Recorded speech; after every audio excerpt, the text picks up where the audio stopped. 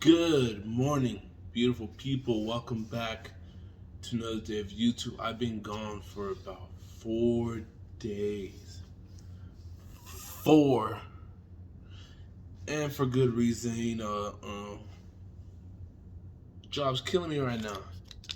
So now we're back with it, and I promise you guys, who could beat Gilgamesh? Gilgamesh versus the world. Tuesday, and I'm already about 4 days late. Better late than never, you know what I'm saying? I did not make this video. This will be a multiple part video, and the only way I will continue to do this video is if you guys show your brother some love with the likes and subscription. We're at 72. Let's get to 100. We could do that, right? Comment down below what you guys want me to react to next. Like and subscribe. The video will be in the link in the description, and whoever made this video will also be in the link in the description. So let's get right into it and see what we're talking about with Gilgamesh. All of my patrons, and particularly the most generous among you listed here, thank you for pledging to promote stronger Fate's Grand Order content. The following video has been heavily condensed from a previously 3-hour-long discussion. If you wish to skip to a particular servant, feel free to use the corresponding timecode written in this video's description. Alright, hello everyone. So I didn't look at the time code. We're just gonna go, and when they talk about another servant, and that's when we're gonna stop right there. Hopefully they don't talk like 40 minutes, you know what I'm saying?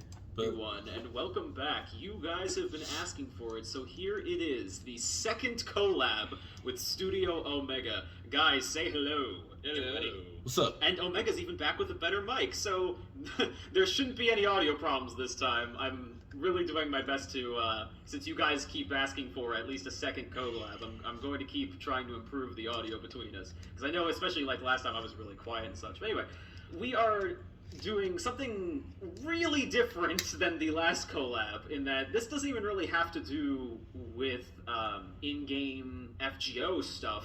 This was actually suggested to me by a fan at Anime Expo a few months back from the time of this. I want to go to one.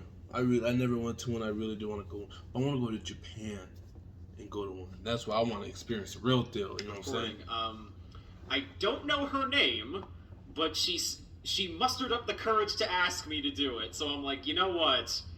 This is actually really worthwhile to talk about, because it's been something that's plagued the internet since pretty much the inception of Fate Stay Night, and that is there anyone in the Fate Stay Night universe, FGO universe, whatever alternate timeline dimension, could they beat Gil? Is there anyone who could actually beat Gil? Hercules? There have been a couple proven folks who could do it, but alas, there are some that have never gotten the chance, and so that's what we're here going to attempt to do today. Okay.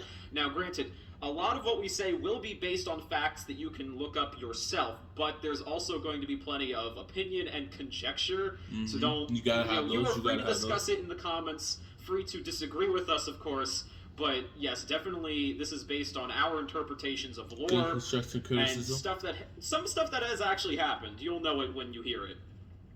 So just keep that in mind, okay? Don't get too angry, all right? And we will. Okay, I'm just gonna say it for us up front, and I think you guys will agree. Yes, Nasu has said fact that Gilgamesh is definitely quote unquote the strongest servant, or something like that. Something where it's like.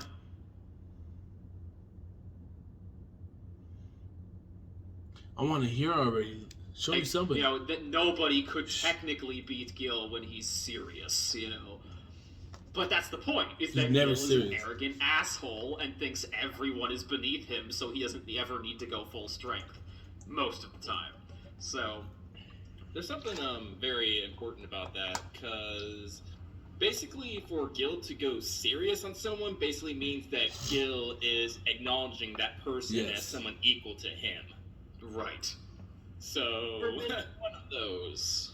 And also, let's keep in mind, some people may argue that, well, we're not talking about a live Gil here. Yes, we're not talking technically about a live Gil. We are, because for the sake of adding more facts to the pool, we will be arguing things like parameters and such, or at least bringing them up, because this is going to be servant to servant. This is really the only way that these people would be able to fight each other in the first place, because I highly doubt Gilgamesh is going to be fighting someone like Oda Nobunaga or someone like that, who will actually be brought up later. Spoilers. So yeah, like, that's really the only way that's ever going to happen, unless Nasu pulled out some major bullshit, like more than usual. So, you know, beyond that, we're going to go servant to servant. So with that out of the way, who even is Gilgamesh? Oh. What can he do? Gilgamesh, King of Heroes, one of the first fictional characters ever, because that's how old the Epic of Gilgamesh is. If you want to get into timelines, technically, Karna and Arjuna, those are technically set earlier, but they were written later. So that is why Gilgamesh is one of the strongest characters, because his mystery, which is a quality to things which are older and more mysterious, literally, there's not a lot of deeper meaning there. It's just they're shrouded in the mystery of time. Add a lot of finger wiggling. Where's the pictures? I need pictures. Gil is so old, he is so mysterious, and thus he has a lot of power. Sort of. So his parameters in FGO, because they fluctuate a lot, so we're trying to find a nice neutral point.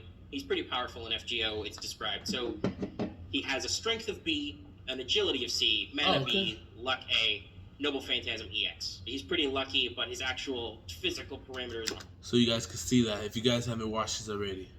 Let's see, independent action A+. You don't need no lover by his side. That's what he means by that. Divinity B A+. Golden rule. He does rock a lot of gold. You know what I'm saying? Magic resistance and E for effort. You know what I'm saying? Wait. Yeah. Charisma A+. Collector EX. I'm pretty sure. I think what I'm guessing is EX is above A. That's what I'm guessing. No Phantasm, EA, E, A++, EA. They don't know about that one. Let's go. Aren't super great skills of independent action A and magic resistance E. Yes, Gilgamesh has no inherent magic resistance. He gets all of that from being a servant. Skills of charisma A, divinity, which fluctuates between B and A+, and his collector EX. Which honestly don't really matter to this discussion. It's very lovely that FGO made those have a mechanical effect. What the skills actually do is just shiny things find their way to Gil. Yeah. So let's leave the big one for last. First of all, he's got Gate of Babylon, which is ranked E to A++. This is his royal treasury. Because Gilgamesh was said in his legend, his treasury theoretically contains, if not an actual noble phantasm, at least a prototype of every noble phantasm ever, except certain divine constructs. Yeah. Gil's preferred method of using these is to shoot them at people, even though they're swords and stuff. Quite impressive with this barrage of things. It's honestly one of the reasons why he's quite so dangerous is because he has the ability to shoot many noble phantasm quality weapons any direction he likes. He cannot make them go in curves as far as we know, but he can make them come from any angle in a straight line. One of the infamous things he has in there is the Noble Phantasm, which is named Enkidu, which is his Chains of Heaven, which are used to attack and also bind people and explicitly are stronger against binding servants with the divinity quality. Merodach, which is, oddly enough, for some reason described as Graham in Fate Stay Night, but a prototype of that, which is a dragon-slaying sword. So theoretically... So these parts are going to be long. This first part that I'm posting is going to be long. This is going to be a long video. Alright? We haven't even talked about surfing yet. And we're still on Gilgamesh. You know what? Should I break it down? I don't know. One of the reasons why Gil is so strong is that he can have any tool he needs for the job. The Phantasm doesn't really come up a lot. It's more seen with his child and caster forms, I think, but he technically still has it as an archer. The Shah Nakabu. If this pronunciation is right, but I'm going to try. It's Shah Nakba Imuru. A noble phantasm is basically akin to an EX clairvoyance. Gil can reveal true names. He can see past, present, future. He can see alternate timelines. He can see anything he wants to see if he cares. We're going to try to avoid FGO spoilers for this, but obviously talking about some of these characters, we may spoil works they were originally from. That's cheating. But Fate Stay Night's been out for a while, guys. You should be familiar with the outline. Well, normally Aya's not that impressive. It's just a sword that's not a sword. Yeah. Sometimes it's called a staff or a wand. It's that big circly thing he does. Yeah, he can stab people with it, but Aya has the ability Enuma Elish, which is why Gil is so powerful. Like, you think the gate's enough, but no, Enuma Elish is sometimes confusing or frustrating to describe, but basically, honestly, there's a lot of flowery Destroys language involved in everything. this, guys, so I'm sorry if it sounds a little overblown, but that's how it's written a lot of the time. Simultaneously attack all enemies in sight. He can, produce a blast that tears apart the earth and sky and whatnot. And ultimately, the best way to express it is that Enuma Elish sucks everything in, almost kind of like a naked singularity. Like, you may have heard this discussed in physics, the idea that you can't see that point of singularity. It would be devastating. It kind of opens up this void in creation, and anything in the area falls in and is immediately destroyed, because being exposed to the nothingness or the raw truth of the universe is very bad in Nasu's writings. To seek the root, most of them who poke it, they get obliterated. It's really what Enuma Elish does. It is described as an anti-world noble phantasm.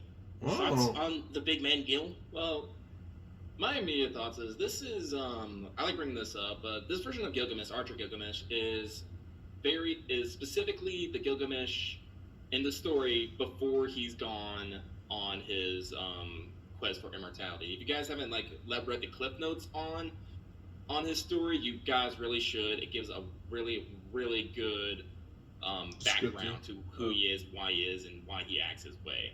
Right. Yeah, so good point. We are talking about specifically Archer Gilgamesh. That should be noted. Since he's the one most seen using Ea, especially in other Fate works beyond FGO, and Caster Gil he's not really the best showing of Gilgamesh, because he's specifically meant to be a mockery of Solomon. A lot of people. So we are definitely going with Archer Gil, because that's the best display that we know of his combat abilities. The fact that Caster Gil exists is a good way of showing how flexible Gilgamesh is. He doesn't have to just shoot swords and stuff out of the Gate of Babylon. He can throw wands and magic stabs if he felt like it. It's just he chooses to fruitlessly throw swords at people. Right. If there's nothing else to say about Gil as himself, we should probably start moving into the contenders as far as fighting game. That's fair. So, well, actually, before we do that, we should mention, definitely, just right out of the gate, no pun intended, who will not be on this list of contenders? For sure, not even honorable mentions. There are actually 2 entries we have on this list. And the first being, and this one would probably cause the greatest contention with people, I'm guessing, are Grand Servants. Omega, you want to explain why that is? They're Sure. OP. So, They're all this gods. is very Somebody simple. told me about that. Gilgamesh is called Somebody told me about that.